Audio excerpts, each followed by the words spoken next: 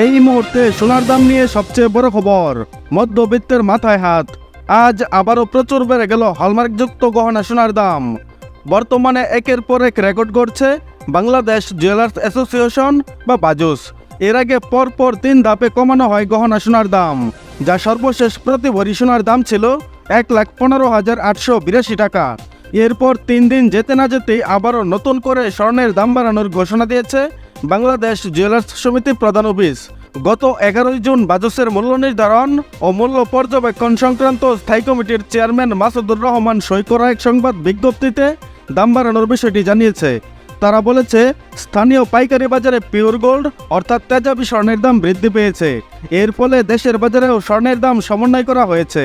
আজকে নতুন করে স্বর্ণের দাম বাড়ানোর বিষয়ে তারা আরও বলেছে, সবচেয়ে ভালো মানের সোনা অর্থাৎ হলমার্কযুক্ত 22 ক্যারেট 11.664 গ্রাম সমান প্রতি ভরিতে 1,073 টাকা দাম বাড়িয়ে 1,16,955 টাকা নির্ধারণ করা হয়েছে।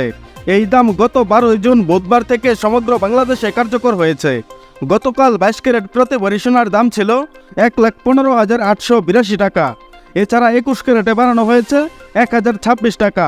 তাতে প্রতি ভরি সোনার দাম দাঁড়িয়েছে 1,11,636 টাকা। এর আগে 21 ক্যারেট প্রতি ভরি সোনার দাম ছিল 1,10,610 টাকা।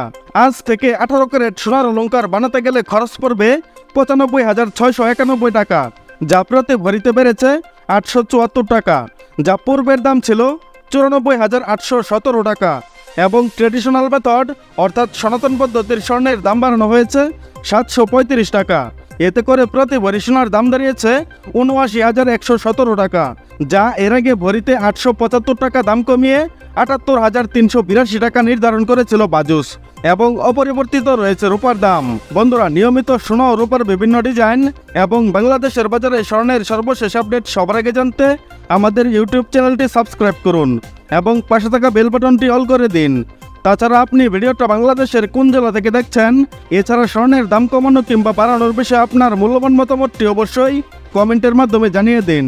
আর আপনার কাছে রিকোয়েস্ট, ভিডিওতে একটা লাইক দিতে ভুলবেন না। এবং সর্বশেষে সম্পূর্ণ ভিডিওতে আমার সঙ্গে থাকার জন্য আপনাকে অসংখ্য ধন্যবাদ।